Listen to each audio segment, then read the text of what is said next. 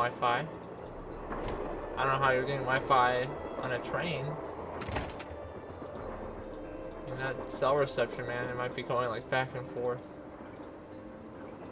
I need 4 numbers to unlock this, and there's, what, 10,000 possible combinations?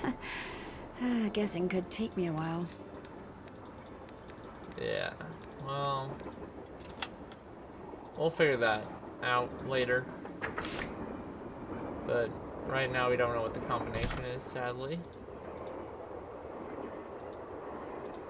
So I believe now that we have the slug, I think we have a third one, right? Yep. I think it's the third one. I might be wrong. If not, I think it's the 8 or the 7 one. I think we can do this one, if I'm not mistaken. So, if we go all the way back to John's, I believe, John's car right now, and we'll see the picture. We want the bald eagle. That's number 2.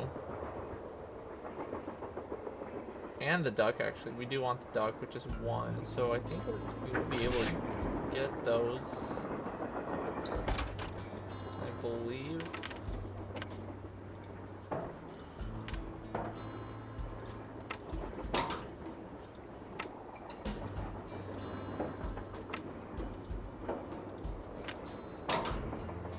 Okay.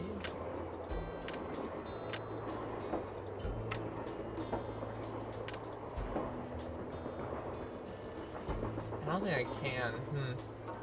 I guess we can't do it yet. So I guess we won't do it yet. But where we will go is back to Lori's car. Whoa! Oh, okay. Somebody must have thrown the emergency brake. The question is, did somebody throw the brake? Or something? Oh, Joe, now you sound like Lori. Hey, I was the first one on the scene, and I saw no one. Who was the next person on the scene? John Gray. Then Balducci came bursting through one door while Frank and the engineer came through the other. Boy, was that guy ticked. He said the train could have derailed. He reset the brake, muttered a few choice words, then headed back to the engine just as you and Lori showed up. Everybody was there except Charlena. I don't think she left her laptop the whole time. Do you think she could have thrown the brake and snuck back to her laptop without your seeing her? Not likely, but possible, I guess. The question is, why? What did she or anybody else stand to gain by stopping the train? Answer? Nothing. Which is why I think we should at least consider the possibility that something less human in nature may be at work here. Ah, Joe. I'm going to see if Balducci's done dusting for fingerprints. Catch you later. Alrighty. I wonder if we can talk to the engineer. Engineer, Hi, I'm Nancy Drew. I talked to you before, very briefly. you're not the one who pulled the emergency brake, are ya? No. Good. Because if you were, I'd have to come back there and throttle you. Old as this train is, it's a wonder it stayed on the tracks. Is there any way that brake could have been activated accidentally? You pull on the handle, the wheels lock. You don't pull on the handle, they don't lock. Did somebody pull on the handle by mistake? I guess it's possible, but if you ask me, anybody that stupid has no business being on a train, or anywhere else for that matter. Now, if you don't mind, I gotta get back to work.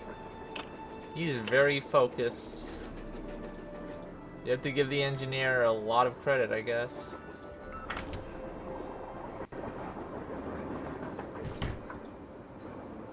So he's talking about Looks this. like Tino's through dusting for fingerprints.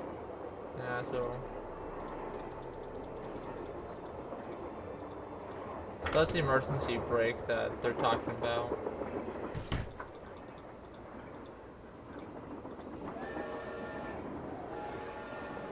Don't know. Actually, I don't think there's anything we can do in here, so let's just go to the next one.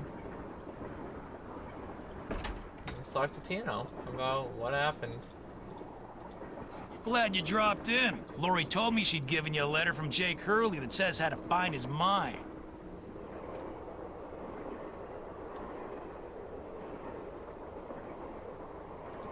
That's right. You can read it if you want. Lori should have given that to me. I mean, I'm the trained professional around here. Let me take a look.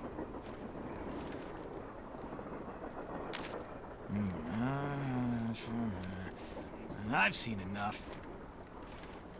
2 words. Useless. Those are just the rantings of a guy who spent way too much of his life swirling mud around in pans under the hot sun. 5-star nut job. Lori says she found this letter in a wastebasket. Exactly where it belongs. Did you find any fingerprints on the emergency brake handle? None that were any help, thanks to Casey Jones up there. I told the old geezer not to touch anything, but he went and got his big, fat, oily paw prints all over the place. If we didn't need him to drive the train, I'd charge him with obstruction of justice. Did you do anything else besides look for fingerprints? Of course. As a matter of fact, I found this. Probably fell out of the perp's pocket when he was yanking on the handle. Looks like some kind of thermometer. Yeah, like the kind a certain ghost hunter uses on that bogus show of his. You think John Gray threw the brake? But why would he do that? Because they're thinking about axing his show, that's why. I checked with this buddy of mine in L.A.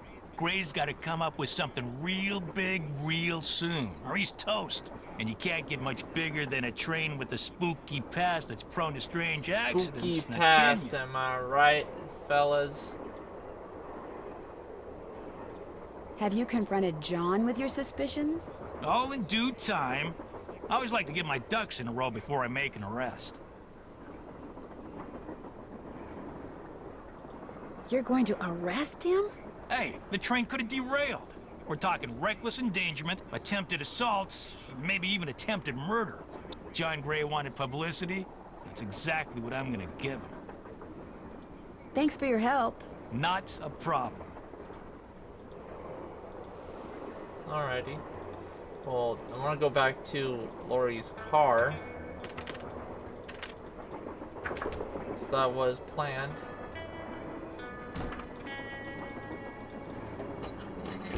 So let's try and go back to that. I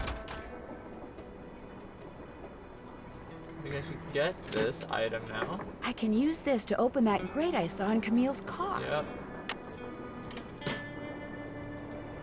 And Darn, the name of the shoes is so faded I can't tell what it is. Maybe Bess and George can help me figure out who made them. alright, so I guess we have to call Bess and George. So let's do that. Hello? Hi, Bess. Hey, what's going on? There's a lot of stuff here, okay. Lori gave me a letter that Jake Hurley wrote to his niece, telling her how to find his gold mine. If Lori knows where the mine is, why doesn't she just make a beeline for it? Because apparently Jake was too paranoid to tell his niece outright where it was. So he filled the letter with all these weird, obscure clues.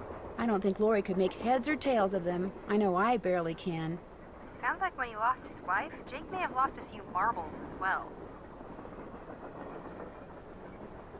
Maybe.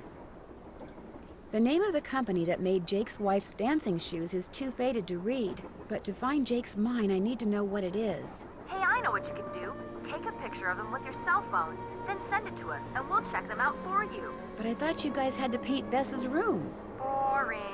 Besides, we're going to have to take a break soon because we're almost out of paint. Probably because Bess has gotten more on me than she has on the wall. Anyway, send us a picture of the shoes via cell phone and we'll get right on it. Oh, you guys are the greatest. I know. Need anything else?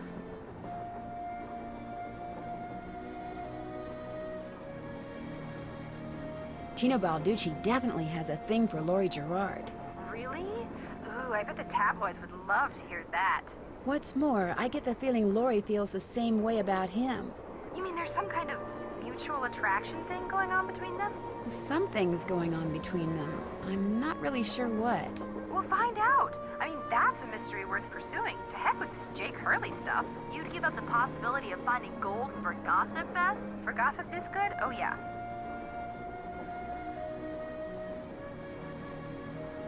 I better go. Let us You know can what talk to happens. them if you need a hint, but I don't need a hint right now, so. Take a picture of the shoes and then send it. Alright, there we go. I wonder, can I call them right now and see if they just got it? Maybe not.